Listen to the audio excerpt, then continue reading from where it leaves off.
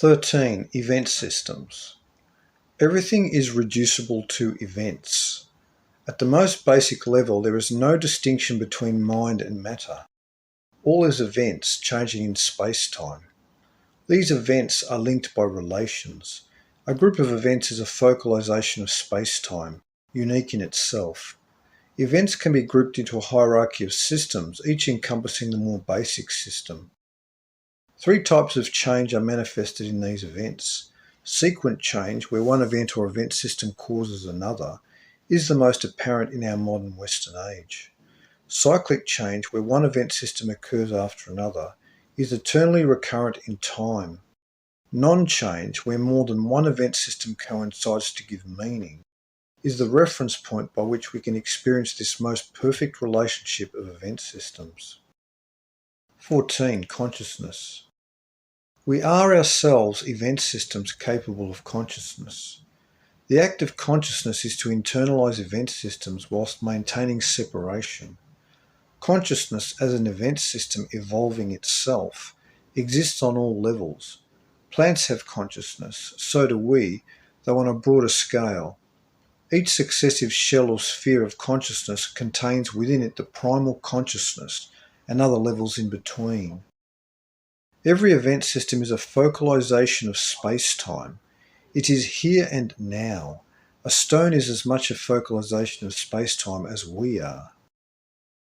Two universes are connected by the center, or truth.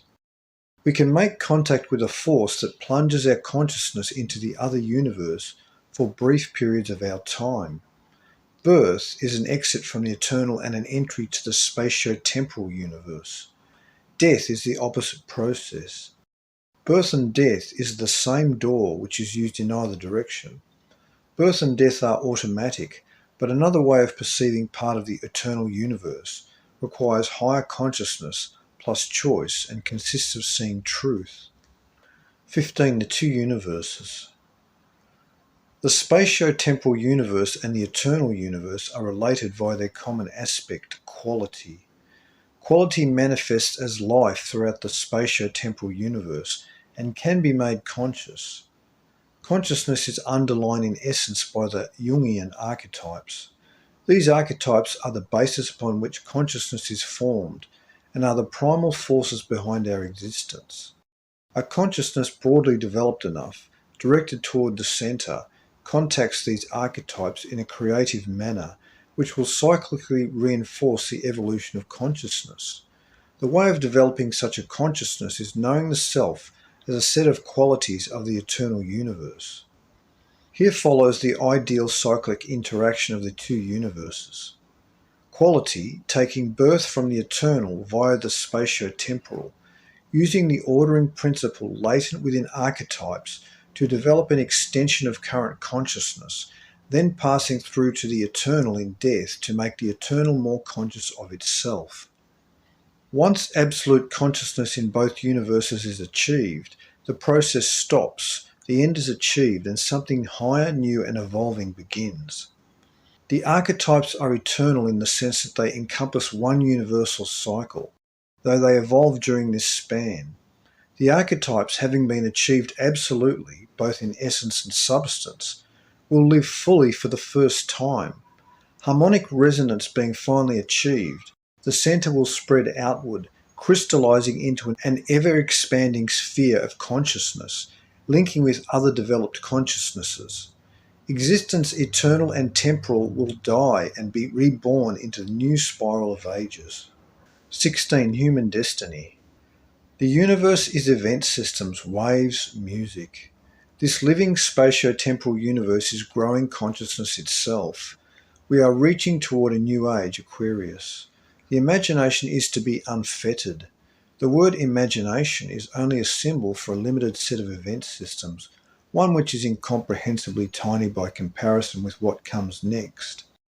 The human race is moving through the ages towards its destiny, which now comes quickly by necessity and through the inevitability of space-time.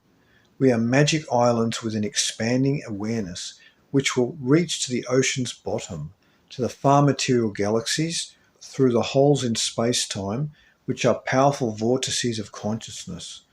These vortices correspond with our own selves, which attract what we are. The dark is only fear.